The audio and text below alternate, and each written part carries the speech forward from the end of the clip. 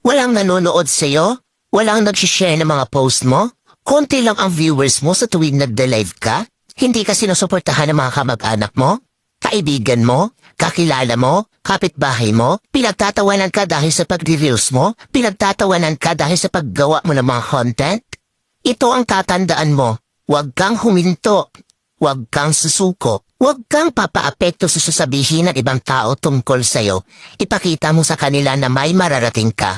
Dahil isang araw, kapag marami ka ng followers, kapag marami na ang sumusuporta sa'yo, kapag marami na ang nanonood sa'yo, kapag marami ka ng viewers, kapag marami na ang nagmamahal sa'yo at sumusuporta sa'yo, kapag marami ka ng payout, kapag sinasahod mo na ang sinasahod ng mga sikat na content creator, kapag mayaman ka na, kapag marami ka ng pera, ay manunood na yan sila sa'yo. Sila na ang kusang lalapit